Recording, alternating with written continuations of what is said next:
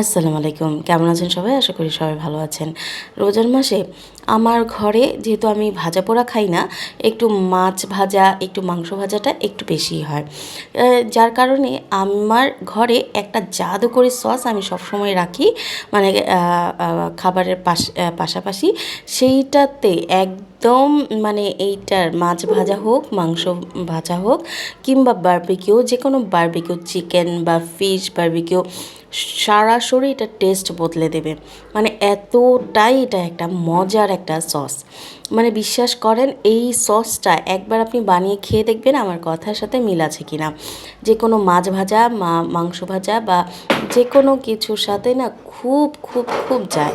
এই রসুন আর লেবুর সসটা একবার যদি আপনি করেন না, ফ্যামিলির সবাই বারবার এটা বলবে যে এটা করো। তার জন্য কি একটা ছেঁচনি লাগবে, এইরকম একটা ছেঁচনি লাগবে। ছোটোবেলায় না আমার বড় মা এটা মানে এরকম একটা ছেঁচনিতে পান ছেঁচে খেত। কিন্তু দেখেন এখন আমি বড় হয়ে এটার মধ্যে মশলা সস করে খাই।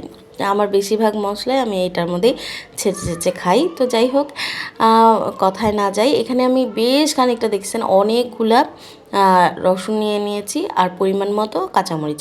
প্রথমে লবণ দিয়ে আমি ভালো করে ছেঁচে নিয়েছি। যেহেতু লেবু যাবে, লবণটা কিন্তু একটু বেশি লাগবে। পরে এটার সাথে অ্যাড করেছি একটু ধনেপাতা আর টমেটোটা যেহেতু টক না, টেনশন করবেন না। টমেটোটা একটু ছোটো ছোটো কুচি করে নেবেন, জাস্ট মুখে পড়তে হবে, দানাদার দানাদার থাকবে। এই সসটার মেন কাহিনী হলো দানাদার থাকবে, মুখে পড়বে, আর লেবুর একটা টক যেটা কিক করবে, আর রসুনের ফ্লেভার জাস্ট আপনাকে অসাম করে দেবে খাওয়াটা।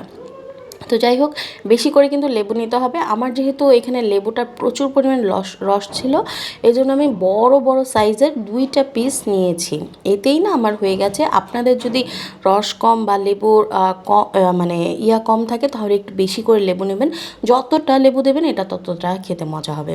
এখন জাস্ট মিক্সিং মিক্সিং মিক্সিং আর একটা প্লেটে আপনি তুলে ফেলবেন। হয়ে গেল এই জাদুকরি সস। একবার অন্তত আমার কথা বিশ্বাস করে একবার এই সসটা করে আপনি যে কোনো মাছ হোক, মাংস হোক, যে কোনো কিছু বারবিকিউ হোক বা ফ্রাই হোক, একবার এটা দিয়ে টেস্ট করে দেখবেন। মানে এইটার স্বাদ আপনাকে কখনোই ভুলতে দেবে না। আপনাকে পরিবারের সবাই বলবে এটা আরেকবার বানাও। তো আমি আজকে এখানে দেখাতে দেখাতে চলে গেলাম। যেহেতু রোজার মাস, এর চেয়ে মানে বেশি কিছু আমার আর বলার নাই। আপনাদের জাস্ট পুঙ্খানুপুঙ্খভাবে দেখানোর জন্য আমি কিন্তু খুব স্লোলি এটা দেখিয়ে দিয়েছি, যাতে আপনারাও আমার মতো একটু করে খেতে পারেন। কোনো ঝামেলা নাই, জাস্ট যেভাবে যেভাবে করে দিয়েছি সেভাবে সেভাবে করে একটা মাছ ফ্রাই করবেন, সাথে থাকবে রুটি, এই থাকবে সস, আপনি অসাম খাবেন।